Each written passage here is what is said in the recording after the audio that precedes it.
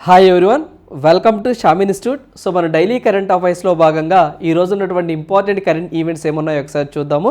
So first మనం చూసినట్లయితే record స్థాయిలో రష్యా నుంచి చమురు అని చెప్పేసి చెప్తున్నారండి. సో ఏదైతే మనకి గత 6 నెలల నుంచి మనం ఎక్కువగా రష్యా కంట్రీ నుంచి క్రూడ్ ఆయిల్ని ఇంపోర్ట్ చేసుకుంటూ ఉన్నాము. సో అంతకుముందు మనం ఇరాక్ నుంచి ఎక్కువగా చేసుకుంటే ఉండేవాళ్ళం. సో ఇప్పుడు ఇరాక్ నుంచి బీట్ చేసి మనం రష్యా నుంచి ఎక్కువగా చమురుని దిగుమతి చేసుకుంటున్నాం. రానున్న పోటీ పరీక్షల్లో భారతదేశం అనేది ఇటీవల కాలంలో ఏ దేశం నుంచి ఎక్కువగా ఆయిల్ని ఇంపోర్ట్ చేసుకుంటుంది అని ఎగ్జామ్లో అడిగితే మీరు రష్యా అని చెప్పేసి గుర్తుంచుకోవాలి. సో అదేవిధంగా భారతదేశము ఏ దేశాల నుంచి అంటే టాప్ 3 కంట్రీస్ ఏవైతే ఉంటే 3 దేశాల నుంచి ఆయిల్స్ ఇంపోర్ట్ చేసుకుంటున్నాయి అని చెప్పేసి గత ఎగ్జామ్లో అడగడం జరిగిందండి. సో అందువల్ల ఏ దేశాల నుంచి మన భారతదేశం ఎక్కువగా ఆయిల్ ఇంపోర్ట్ చేసుకుంటున్నవి అవంటే ఇక్కడ మనం ఒకసారి డిస్కస్ చేద్దామండి. సో దాంట్లో భాగంగా మనం చూసినట్లయితే మనకి గత నెల మార్చి దిగుమతులు రికార్డు స్థాయికి చేరాయి. రోజుకి 16.4 లక్షల బ్యారెళ్ల చొప్పున 16.4 లక్షల బ్యారెళ్ల చొప్పున అంటే మనకు బ్యారెల్స్లో కొలుస్తామండి. సో ఎప్పుడైనా సరే మనము బ్యారెల్స్ అంతర్జాతీయంగా ఇంటర్నేషనల్ పరంగా అయితే మాత్రం మనము బ్యారెల్స్ని యూజ్ చేస్తాము. సో ఒక బ్యారెల్ అంటే దగ్గరగా మనకి 159 లీటర్స్ దాకా మనం చెప్పొచ్చు అనమాట అప్రాక్సిమేట్గా. సో మన లోకల్గా వస్తేనేమో లీటర్స్లో కొలుస్తాము, ఇంటర్నేషనల్ పరంగా చూస్తేనేమో మనము బ్యారెల్స్లో కొలుస్తాము. సో చొప్పున గత నెలలో మన దేశానికి చమురు ఎగుమతి చేసింది. సో ఇరాక్ నుంచి దిగుమతి అయిన చమురుకి ఇది రెట్టింపుగా ఉంది అని చెప్పి చెప్తా ఉన్నారు. సో అదేవిధంగా మనకి చమురు దిగుమతుల్లో 3వ వంతు రష్యా నుంచే దిగుమతి అవుతుంది అని చెప్పి చెప్తున్నారు. సో అదేవిధంగా రష్యా గత 6 నెలలుగా అగ్రస్థానంలో కొనసాగుతుంది. అంటే మనకి లాస్ట్ 6 మంత్స్ నుంచి మనము రష్యా నుంచి ఎక్కువగా మనము క్రూడ్ ఆయిల్ని దిగుమతి చేసుకుంటున్నాం. ఎందుకు అంటే మనకి తక్కువ రేటుకే వాళ్ళు క్రూడ్ ఆయిల్ని మనకి ఇస్తున్నారు కాబట్టి మనం తీసుకుంటా ఉన్నాం. సో మీ అందరికీ తెలిసిందే, రష్యా ఉక్రెయిన్కి వార్ వచ్చినప్పుడు ఏదైతే యూరప్ కంట్రీస్ ఉంటాయో అవి కొంతే కొనుక్కోవాలి, ఆయిల్ ఎక్కువగా కొనకూడదు అని చెప్పేసి అమెరికా ఆంక్షలు పెట్టిందనమాట. సో వాళ్ళ దగ్గర ఉన్న ఎక్సెస్ ఆయిల్ అంతా ఏమైపోవాలి. సో అందువల్ల మనకి ఎవరికైతే రష్యా విదేశాంగ మంత్రి అతను వచ్చేసి ఏదైతే మనం లావ్రోస్ అని చెప్పేసి అంటాము, అతను వచ్చి మన ఇండియాకి పర్యటన చేసి వెళ్ళిపోయారండి. సో దాంట్లో భాగంగానే మేము తక్కువ ధరకే మీకు ఆయిల్ ఇస్తాము, తీసుకోండి అని చెప్పేసి అన్నారు. సో అందువల్ల మనం ఇంపోర్ట్ చేసుకున్నాం. సో ఇక్కడ మనం బాగా గుర్తుంచుకోవాల్సింది ఆయిల్ అనగానే ఒపెక్ ఒకటి గుర్తు రావాలి. అదేవిధంగా టాప్ 3 కంట్రీస్ ఏమున్నాయి, మనం ఏ కంట్రీ నుంచి దిగుమతి చేసుకున్నాం గుర్తు రావాలి. ఇలాంటివి ఒకసారి చూద్దామండి. సో మనము ఫస్ట్ అయితే రష్యా అని చెప్పేసి గుర్తుంచుకోండి. గత 6 నెలలుగా రోజుకి 16.4 లక్షల బ్యారెల్ అని చెప్పేసి గుర్తుంచుకోండి. ఇక్కడ కొంచెం బ్యాక్గ్రౌండ్ ఒకసారి చూద్దాము. సో మనకి ఒక బ్యారెల్ అంటే మనం ఎంత చెప్పాము, 158.987 లీటర్స్ అంటే అప్రాక్సిమేట్గా 159 లీటర్స్ అని చెప్పేసి గుర్తుంచుకోండి. ఎందుకంటే కొన్ని ఎస్ఎస్సి ఎగ్జామ్లో, ఢిల్లీ పోలీస్ ఎగ్జామ్లో, జీడీ కానిస్టేబుల్ ఎగ్జామ్లో సో ఒక బ్యారెల్ అంటే ఎన్ని లీటర్లు అని చెప్పేసి సందర్భాలు ఉన్నాయి. ఖచ్చితంగా గన్ షాట్గా చెప్పాలంటే 158.987 రౌండ్ ఫిగర్ చేస్తే 159 లీటర్స్ అని చెప్పేసి గుర్తుంచుకోండి. సో ఇక్కడ మనం చూసినట్లయితే 159 లీటర్స్ అని చెప్పేసి గుర్తుంచుకోండి. సో అదేవిధంగా ఇక్కడ మనకి ఆయిల్ వచ్చింది కాబట్టి ఒపెక్ అని చెప్పేసి బాగా గుర్తుంచుకోండి. సో ఒపెక్ అంటే organisation of petroleum export countries అని చెప్పేసి అంటామండి. సో అబ్రివేషన్ కూడా బాగా గుర్తుంచుకోవాలి, organisation of petroleum exporting countries అని చెప్పేసి అంటాము. అంటే ఎక్కువగా ఎక్కడైతే ఆయిల్ ప్రొడ్యూస్ అవుతున్న కంట్రీస్ ఉంటాయో అవన్నీ ఒక కూటమిగా ఫామ్ అయినాయి అనమాట. సో అవన్నీ ఒకే మాట మీద ఉంటాయి.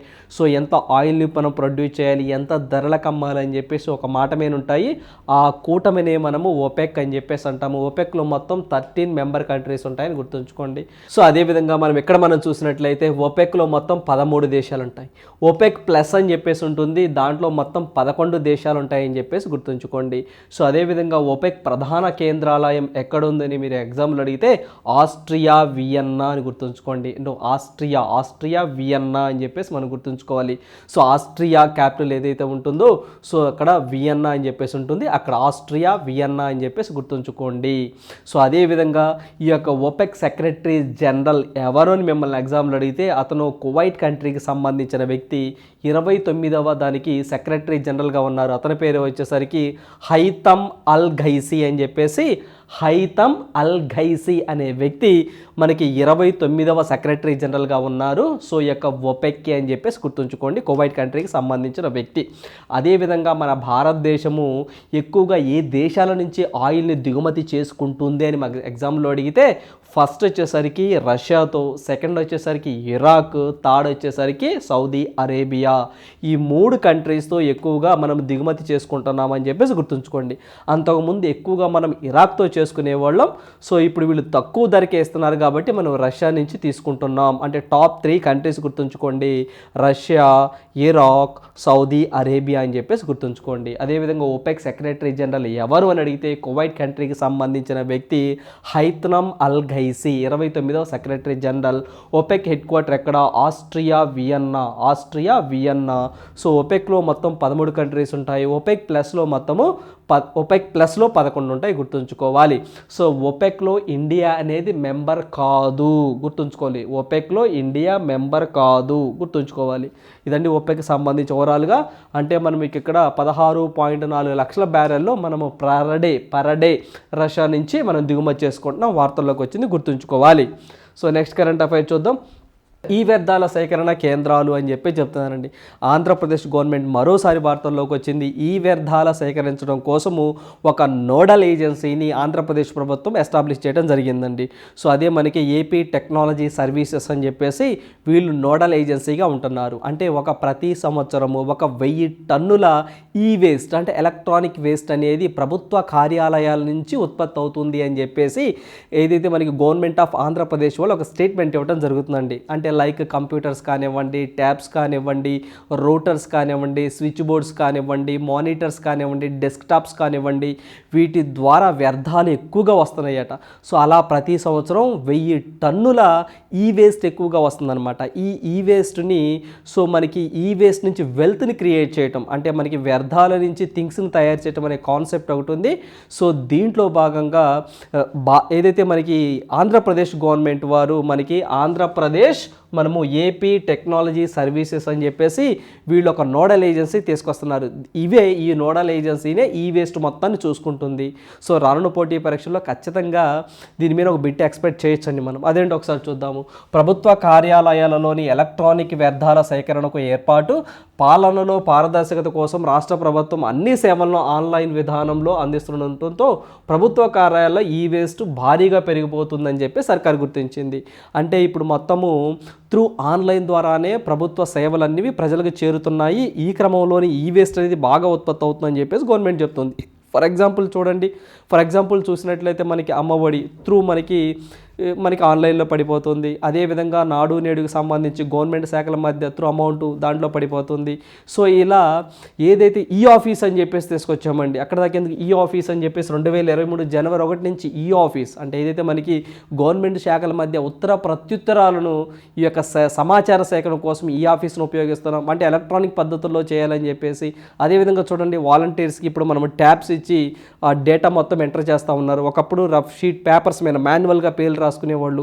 సో ఇప్పుడంతా ట్యాబులు వస్తున్నాయి. ఆ ట్యాబులు రిపేర్ అయితే ఏడిపోతే మళ్ళీ గవర్నమెంట్ ఆఫ్ ఆంధ్రప్రదేశ్కి వెళ్తాయి. అలా ఈ వేస్టేజ్ బాగా పెరిగిపోతుంది అని చెప్పేసి సో వీళ్ళు చెప్తా ఉన్నారు. ఏటా ప్రభుత్వ కార్యాలయాల నుంచి 1000 టన్నుల ఈ వేస్ట్ ఉత్పత్తి అవుతుంది. ఈ పాయింట్ కూడా బాగా గుర్తుంచుకోండి. ప్రభుత్వం అంచనా వేసిందనమాట. సో దీన్ని నిర్మూలించడం కోసము సో ఈ యొక్క ఈ వేస్ట్ నుంచి వెల్త్ని క్రియేట్ చేయడం కోసం ఆంధ్రప్రదేశ్ ప్రభుత్వం వారు ఏపీటీఎస్ అంటే మనకి ఆంధ్రప్రదేశ్ టెక్నాలజీ సర్వీసెస్, ఈ పాయింట్ బాగా గుర్తుంచుకోండి. రానున్న పోటీ పరీక్షల్లో ఇలాంటివి మనం బిట్స్ ఎక్స్పెక్ట్ చేయొచ్చండి. సో ప్రభుత్వంలో ఏం జరుగుతుంది, ప్రభుత్వం ఎటువంటి చర్యలు తీసుకుంటుంది, పెట్టుబడులు ఏమైనా వస్తున్నాయా, ప్రభుత్వం అంటే నవరత్నాలు కాకుండా నవరత్నాలు అది కాకుండా గవర్నమెంట్ ఎలాంటి స్కీములు చేపడుతున్నాయి, ఇలాంటి వాటి మీద ఎక్కువ ఫోకస్ చేయండి. అలాంటిదే ఆపరేషన్ పరివర్తన్, అలాంటిదే ఈ ఆఫీస్, అలాంటిదే ఈ పోలీస్, ఈ టూరిస్ట్ పోలీస్ స్టేషన్స్, అలాంటివే మనకి జగనన్న సంపూర్ణ ఆరోగ్యం ప్లస్ అని చెప్పేసి పౌష్టికాహార లోపం కోసం ఇస్తా ఉన్నారు. అలాంటిదే మనకి ఏదైతే మనకి జగనన్న విలేజ్ క్లినిక్స్ అండి. సో మనకి ఇంటి వద్దకే వైద్యం అనే కాన్సెప్ట్.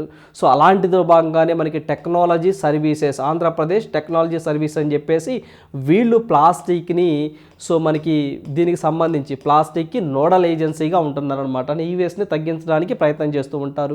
సో దగ్గరగా ఈ యొక్క ఈ వేస్ట్లు ఎక్కువగా లెడ్ అనే ఒక మూలకం అండి. లెడ్ అనేది ఎక్కువగా 40% ఎక్కువగా ఉంటుంది. పాయింట్ కూడా గుర్తుంచుకోండి. అదేవిధంగా దీనికి సంబంధించి ఏదైతే ఈ యొక్క ఈ వేస్ట్ అనగానే మీకు ప్లాస్టిక్ ఫ్రీ ఆంధ్రప్రదేశ్ టార్గెట్ గుర్తుండాలి. 2027 మీకు బాగా గుర్తుండాలి. 2027 అంటే 2027 కల్లా ప్లాస్టిక్ ఫ్రీ అండి. సో మనకి ప్లాస్టిక్ ఫ్రీ ఆంధ్రప్రదేశ్ చేస్తాము అని చెప్పేసి, సో ప్లాస్టిక్ ఫ్రీ ఆంధ్రప్రదేశ్ చేస్తాము అని చెప్పి జగన్మోహన్ రెడ్డి గారు టార్గెట్గా పెట్టారు 2027 నాటికి. గుర్తుంచుకోవాలి.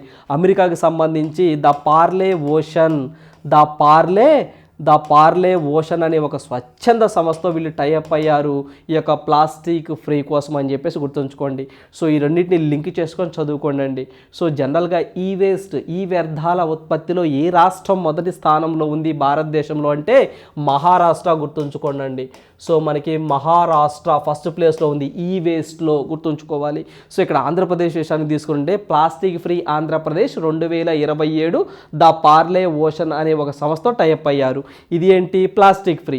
ఈ వేస్ట్ ఎలక్ట్రానిక్ వ్యర్థాలకు సంబంధించింది అయితే ఒక నోడల్ ఏజెన్సీగా ఆంధ్రప్రదేశ్ టెక్నాలజీ సర్వీసెస్ ఉంది అని చెప్పేసి గుర్తుంచుకోండి. ప్రతి సంవత్సరం 1000 టన్నుల ఈ వేస్ట్ అనేది ఎలక్ట్రానిక్ వ్యర్థాల ద్వారా వస్తుందని చెప్పేసి గుర్తుంచుకోండి, సరిపోతుంది. సో ఇదండి ఆంధ్రప్రదేశ్కి సంబంధించి ఓవరాల్గా మీకు డేటా ఇవ్వడం జరిగింది. ఇలాంటివి మనం రేపు mains exam point of expect చేయొచ్చు. రైట్. నెక్స్ట్ కరెంట్ అఫైర్ చూద్దాము. సో మనకి చర్చిని సందర్శించిన ప్రధాని మోదీ అని చెప్పేసి వార్తలోకి వచ్చిందండి. సో ఇంపార్టెంట్ టెంపుల్స్, నిన్న తెలంగాణకు సంబంధించి మెయిన్స్ ఎగ్జామ్ జరిగిందండి. సో ఖచ్చితంగా టెంపుల్స్ ఇచ్చి టెంపుల్స్ ఎక్కడున్నాయని చెప్పేసి ఎగ్జామ్లో అడిగారు.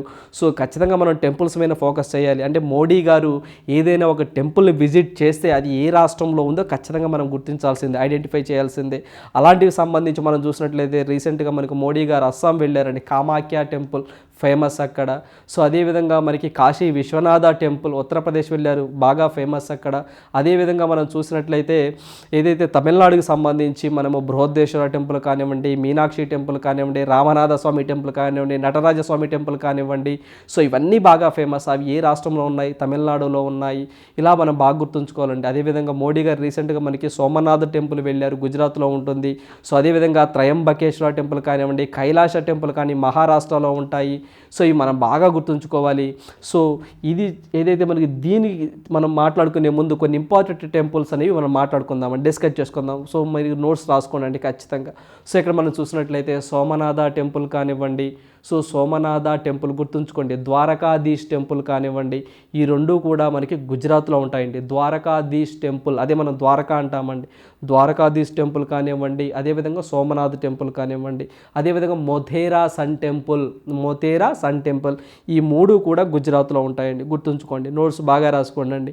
సోమనాథ టెంపుల్ ఒకటి, సో మనకి ద్వారకాధీష్ టెంపుల్ ఒకటి, మొథేరా సన్ టెంపుల్ ఒకటి, ఈ మూడు కూడా మనకి గుజరాత్లో ఉండటం జరుగుతుంది. అదేవిధంగా మహారాష్ట్ర తీసుకున్నట్లయితే మనకి మహారాష్ట్రలో షిరిడి సాయిబాబా టెంపుల్ బాగా ఫేమస్. అదేవిధంగా మనకి కైలాస్ టెంపుల్ బాగా ఫేమస్. అదేవిధంగా త్రయంబకేశ్వర టెంపుల్ ఈ బాగా ఫేమస్ అండి. సో ఈ మూడు కూడా మనకి మహారాష్ట్రలో బాగా ఫేమస్ అని చెప్పేసి గుర్తుంచుకోవాలి. సో అదేవిధంగా మనం కర్ణాటక తీసుకున్నట్లయితే కర్ణాటకలో మన హోయలేశ్వర టెంపుల్ కానివ్వండి, హంపి టెంపుల్ కానివ్వండి, శ్రావణ బెళగొళ టెంపుల్, సో దాన్నే బాహుబలి టెంపుల్ అని చెప్పేసి కూడా అంటారు. సో అది బాగా ఫేమస్ అండి. అదేవిధంగా మనం కేరళ తీసుకున్నట్లయితే కేరళ విషయంలో మనకి అనంత పద్మనాభ స్వామి టెంపుల్ కానివ్వండి, శబరిమల టెంపుల్ కానివ్వండి, అదేవిధంగా గురువాయర్ టెంపుల్ కానివ్వండి, ఇవి కేరళలో బాగా ఫేమస్. సో అదేవిధంగా తమిళనాడు తీసుకున్నట్లయితే మనం తమిళనాడులో బృహదేశ్వర టెంపుల్ కానివ్వండి, మీనాక్షి టెంపుల్ కానివ్వండి, రంగనాథ స్వామి టెంపుల్ కానివ్వండి, నటరాజ టెంపుల్ కానివ్వండి, అదేవిధంగా సూర్యనారాయణ్ కోయిల్ సన్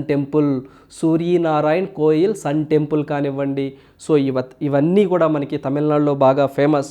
సో అదేవిధంగా మన ఆంధ్రప్రదేశ్ తీసుకున్నట్లయితే సో బాలాజీ టెంపుల్ తిరుపతి బాగా ఫేమస్, శ్రీశైలం బాగా ఫేమస్ అని.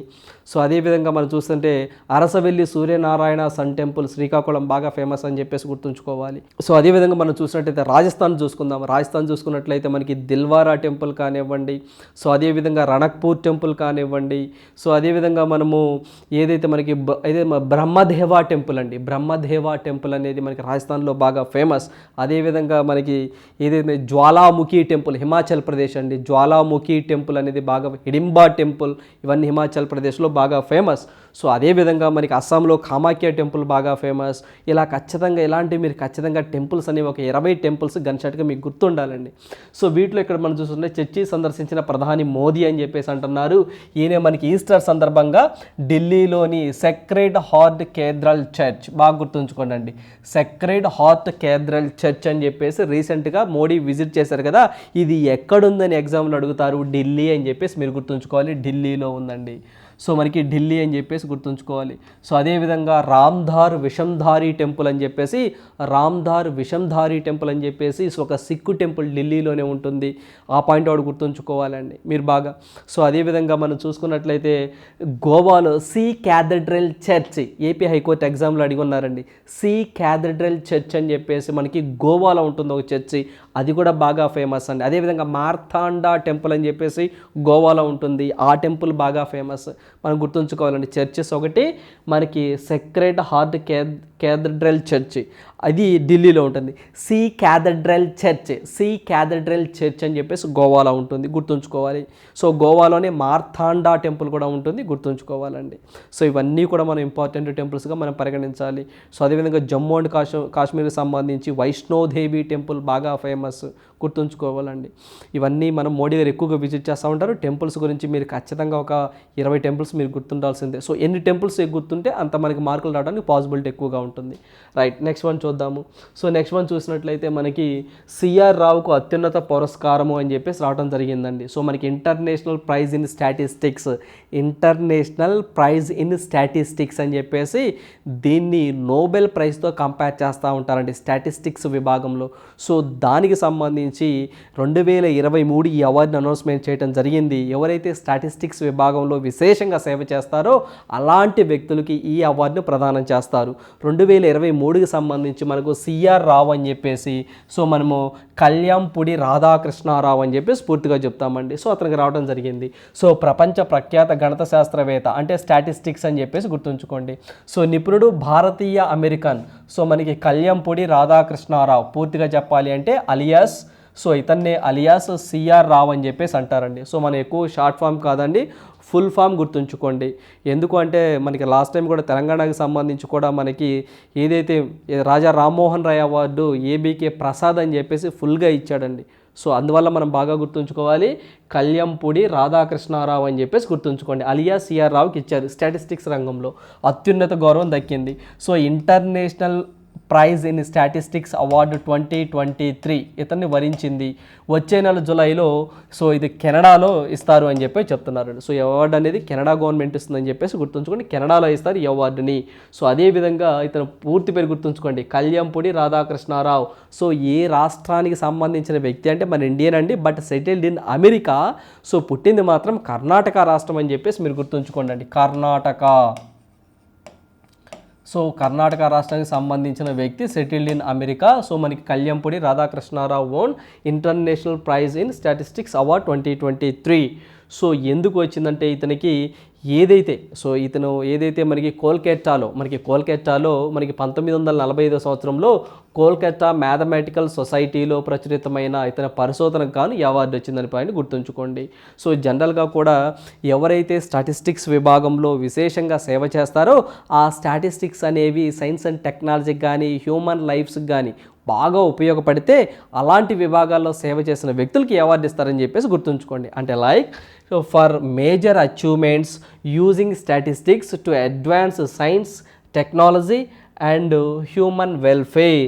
అంటే ఈ స్టాటిస్టిక్స్ అంటే ఈ యొక్క గణాంకాలు అనేవి సో సైన్స్లో కానివ్వండి, టెక్నాలజీలో కానివ్వండి, హ్యూమన్ వెల్ఫేర్లో కానివ్వండి వాళ్ళ యొక్క కృషి ఇది స్టాటిస్టిక్స్ విభాగంలో ఉపయోగపడితే అలాంటి వ్యక్తులకు ఈ యొక్క international prize in statistics award ఇస్తారని చెప్పేసి గుర్తుంచుకోండి. ఆయన పేరు బాగా గుర్తుంచుకోండి, కళ్యాణ్పూడి రాధాకృష్ణారావు.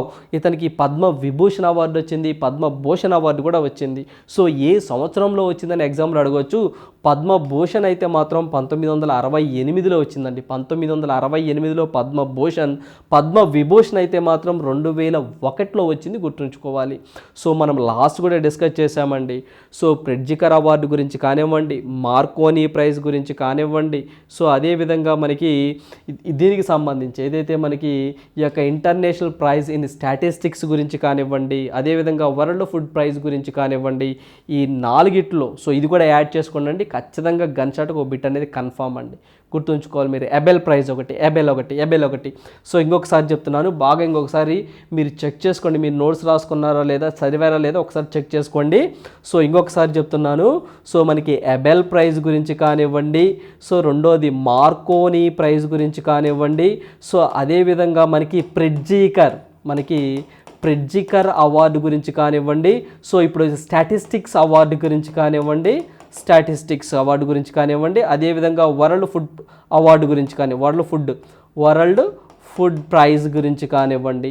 సో ఈ ఏవైతే ఇవి చెప్పామో మనం 5, వీటి నుంచి 1 or 2 బిట్స్ మనం ఎక్స్పెక్ట్ చేయొచ్చండి. బాగా గుర్తుంచుకోవాలి. మీరు చదివారా లేదా, మీ నోట్స్ రాసుకున్నారా లేదా చెక్ చేసుకోండి. ఎందుకంటే ఒక బిట్ మీ జేబులోనే ఉంది కాబట్టి. ఎబెల్ ప్రైజ్ గురించి కానివ్వండి, మార్కోనీ గురించి కానీ, ప్రెడ్జికర్ కానివ్వండి, ఇప్పుడు ఈరోజు మనకి ఇంటర్నేషనల్ ప్రైజ్ ఇన్ స్టాటిస్టిక్స్ కానివ్వండి, అదేవిధంగా వరల్డ్ ఫుడ్ ప్రైజ్ కానివ్వండి, ఈ 5 అవార్డ్స్లో కనీసం ఒకటి, మినిమం ఒకటి, మ్యాక్సిమం 2 రేపు రాబోయే మెయిన్స్ ఎగ్జామ్లో మనకు వస్తున్నాయి, గుర్తుంచుకోవాలి. రైట్. సో నెక్స్ట్ వన్ చూద్దాము. సో నెక్స్ట్ వన్ చూసినట్లయితే ఆసియాలోని అతి పెద్ద పొడవైన జోజిల్లా టన్నెల్ వార్తల్లోకి వచ్చిందండి. ఇది జమ్మూ అండ్ కాశ్మీర్లో ఉంటుందండి. సో ఏదైతే మనకి ఈ యొక్క జమ్మూ కాశ్మీర్ నుంచి లదాఖ్ని ఈ యొక్క బ్రిడ్జ్ అనేది ఫుల్ఫిల్ చేస్తూ ఉంటుందండి. సో జనరల్గా మనకి దీనికి సంబంధించి ఏదైతే మనకి కాశ్మీర్ వ్యాలీ నుంచి లదాఖ్కి 4 గంటల ప్రయాణం అండి. ఈ టన్నెల్ అందుబాటులోనికి వస్తే అది 40 మినిట్స్కి అవుతుంది అని చెప్పేసి చెప్తా ఉన్నారు. సో ఇది ఎక్కడ ఉంటుందని ఎగ్జామ్లో అడుగుతారు. ఈ జోజిల్లా టన్నెల్ జమ్మూ అండ్ కాశ్మీర్ అని చెప్పేసి మీరు గుర్తుంచుకోండి. సో 2026 కల్లా మేము కంప్లీట్గా చేస్తామని చెప్పి చెప్తున్నాం. దగ్గరగా 14.2 కిలోమీటర్లు అండి. ఇప్పటికి 6 కిలోమీటర్ల వరకు అంటే రఫ్గా ఒక 45% వర్క్ అయింది.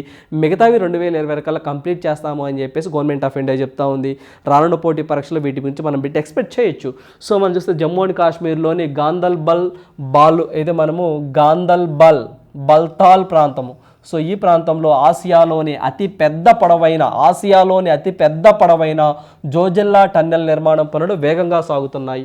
14.2 కిలోమీటర్ల పొడవైన ఈ సొరంగ మార్గంలో ఇప్పటి వరకు 6 కిలోమీటర్ల పనులు పూర్తయ్యాయి. 2026 కల్లా మొత్తం పూర్తి చేస్తాము అని చెప్పేసి చెప్తా ఉన్నారండి. ఏదైతే మనకి రైల్వే శాఖ అశ్విని వైష్ణవ్ గారు చెప్పడం జరిగింది.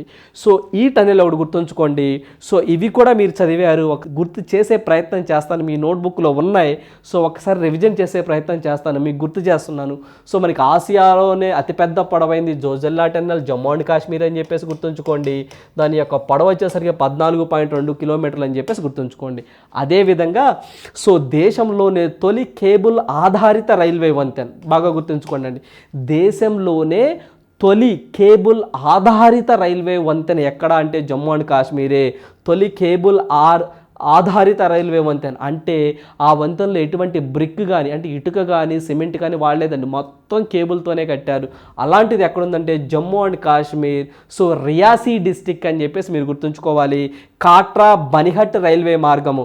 సో దీని యొక్క పొడవు వచ్చేసరికి 473.25 మీటర్లు. దాన్నే అంజీ ఖాద్ బ్రిడ్జ్ అని కూడా అంటారని చెప్పేసి మనం కరెంట్ అఫైర్స్లో మాట్లాడుకోవడం జరిగింది. ఒకసారి గుర్తు చేసుకోండి, మీ నోట్స్ కూడా రాసుకున్నారు. ఇంకొకసారి చెప్తున్నాను, దేశంలోనే తొలి కేబుల్ ఆధారిత రైల్వే వంతెన జమ్మూ అండ్ కాశ్మీర్లో రియాసీ డిస్టిక్లో కన్స్ట్రక్షన్ చేస్తున్నారు. సో మనకి కాట్రా బనిహట్ రైల్వే మార్గంలో పనుల్లో భాగంగా ఈ బ్రిడ్జిని కన్స్ట్రక్షన్ చేయడం జరుగుతుంది, ఒక వంతెన. సో ఇది తొలి కేబుల్ ఆధారిత వంతెన. దీని యొక్క పొడవు 473.25 మీటర్లు. దీన్ని అంజీ ఖాద్ బ్రిడ్జ్ అని కూడా పిలుస్తారని చెప్పేసి మనం కరెంట్ అఫైర్స్లో డిస్కస్ చేయడం జరిగిందండి, గుర్తుంచుకోవాలి. సో అదేవిధంగా మనం చూసినట్లయితే సో మనకి ప్రపంచంలోనే ఎత్తైన రైల్వే వంతెన, ప్రపంచంలోనే ఎత్తైన రైల్వే వంతెన ఎక్కడ అంటే అది కూడా జమ్మూ అండ్ కాశ్మీర్లోనే ఈఫిల్ టవర్ కంటే ఎక్కువగా ఉంటుందని చెప్పేసి మనం డిస్కస్ చేసుకోవడం జరిగింది.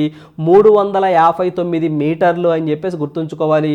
అది కూడా జమ్మూ అండ్ కాశ్మీర్లోనే చీనబ్ రివర్ నది మీద కన్స్ట్రక్షన్ చేస్తున్నాము. సో రీసెంట్గా రైల్వే మినిస్టర్ గారు అక్కడికి వెళ్ళి ట్రయల్ రన్స్ వేశారు అని చెప్పేసి కూడా మనం కరెంట్ అఫైర్లో డిస్కస్ చేసుకోవడం జరిగింది. దాని యొక్క పొడవు ఎంత అంటే 359 మీటర్లు. ప్రపంచంలోనే ఎత్తైన రైల్వే వంతెన జమ్మూ అండ్ కాశ్మీర్ చీనాబ్ రివర్ మీద కన్స్ట్రక్షన్ చేస్తున్నారు. సో దగ్గరగా దీన్ని మేము త్వరలో ప్రారంభిస్తాము అని చెప్పేసి కూడా మనకి రైల్వే మినిస్ట్రీ వాళ్ళు ఒక స్టేట్మెంట్ ఇవ్వడం జరిగిందండి.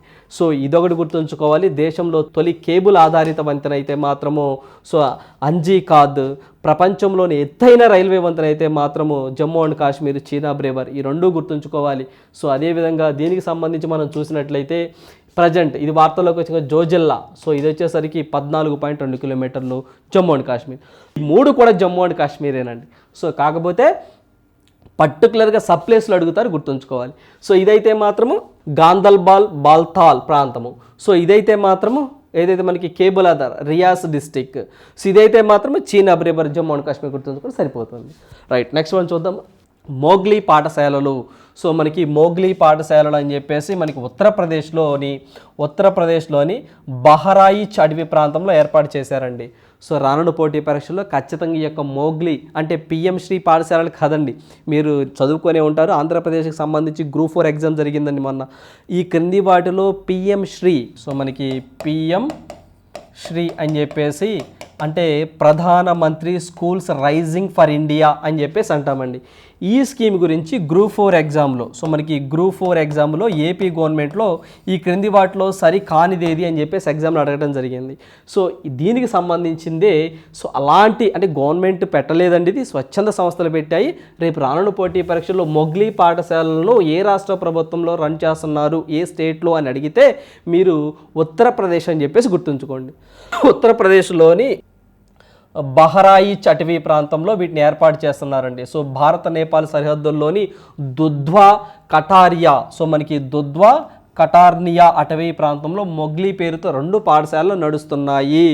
సో గుర్తుంచుకోండి, జనరల్గా దుధ్వా నేషనల్ పార్క్ అని చెప్పేసి, చంద్రప్రభ వైల్డ్ లైఫ్ సాంచురీ అని చెప్పేసి, సో పిలిభిత్ టైగర్ రిజర్వ్ అని చెప్పేసి, సో దాన్ని పిలిభిత్ నేషనల్ పార్క్ అని కూడా అంటారు. ఉత్తరప్రదేశ్లో ఎక్కువగా ఉంటాయండి. సో జనరల్గా ఒక అటవీ ప్రాంతంలో ఏది మనకి దుధ్వా కటార్నియా అటవీ ప్రాంతంలో సో ఎవరైతే దీనికి సంబంధించి పూర్ పీపుల్ ఉంటారో అంటే గిరిజనులు ఎక్కువగా ఉంటారో వాళ్ళు వ్యవసాయ పనులకి పిల్లల్ని తీసుకెళ్తున్నారండి. సో వాళ్ళు చదువుకోవటం లేదు. సో వీళ్ళకి ఏదైనా చేయాలనే ఉద్దేశంతో కొన్ని స్వచ్ఛంద సంస్థలు కలిసి అక్కడికి మొగ్లీ పాఠశాలలు అని చెప్పేసి పెడుతున్నారు. లైక్ ఇవి ట్యూషన్స్ లాగే ఉంటాయండి. సో వాళ్ళు పగలంతా వాళ్ళ పనులు చేసుకుంటారు. సో సాయంత్రం వచ్చేసరికి ఆ ట్యూషన్కి వెళ్ళిపోతారు అనమాట. అలాంటి పాఠశాలలు 2 రన్ చేస్తున్నారు. దాంట్లో దగ్గరగా 350 మంది అండి. సో 350 మంది పిల్లలు దాంట్లో చదువుకుంటున్నారు. సో ఈ యొక్క స్ట్రెంగ్త్ పిల్లలు జాయిన్ అవ్వడం అనేది బాగా పెరుగుతుంది. సో వీళ్ళల్లో 7 సంవత్సరాల నుంచి 10 సంవత్సరాల పిల్లలు ఎక్కువగా జాయిన్ అవుతున్నారు అని చెప్పేసి ఒక న్యూస్ అయితే రావడం జరిగింది. సో రానున్న పోటీ పరీక్షల్లో ఈ యొక్క మోగ్లీ పాఠశాలలు ఏ రాష్ట్రంలో ఉన్నాయంటే ఉత్తరప్రదేశ్ అని చెప్పేసి గుర్తుంచుకోండి. సో ఇవి స్వచ్ఛంద సంస్థలు నడుపుతున్నాయి, గవర్నమెంట్ ఆఫ్ ఉత్తరప్రదేశ్ కాదు, స్వచ్ఛంద సంస్థలు నడుపుతున్నాయి. సో ఇక్కడ మనకి మెయిన్ మోగ్లీ పాఠశాలలు ఉత్తరప్రదేశ్ అని చెప్పేసి గుర్తుంచుకోండి. పర్టికులర్ అడిగితే మనము బహరాయిచ్ అటవీ ప్రాంతం అని చెప్పేసి గుర్తుంచుకోండి. రైట్, నెక్స్ట్ వన్ చూద్దాము. సో నెక్స్ట్ వన్ చూసినట్లయితే పసిడి దిగుమతులు తగ్గాయి అని చెప్పేసి చెప్తున్నారండి. ఏదైతే మనకి గోల్డ్ ఇంపోర్ట్స్ అని చెప్పేసి అంటామండి. సో ప్రపంచంలో పసిడిని ఎక్కువగా ఉపయోగిస్తున్న దేశం ఏదైనా ఉంటే మనము భారతదేశమేనండి. సో వాటి యొక్క దిగుమతులు అనేవి తగ్గాయి. ఎందుకు తగ్గాయి అంటే దాని మీద వేసే దిగుమతికి సంబంధించి ట్యాక్స్ వేస్తామండి, ఇంపోర్ట్ ట్యాక్స్ వేస్తాము. సో దిగుమతి సుంకాలు అంటాము, అవి ఎక్కువగా వేస్తున్నాం అనమాట. ఇప్పుడు 15% వేస్తున్నాము. లాస్ట్ టైము 10.75 అట్లా వేసేవాళ్ళం లాస్ట్ ఇయర్. ఇప్పుడు 15% అంటే 15% అనేది దిగుమతి సుంకంగా ఉంది. అందువల్ల భారతదేశంలో పసిడి దిగుమతి తగ్గిపోయింది.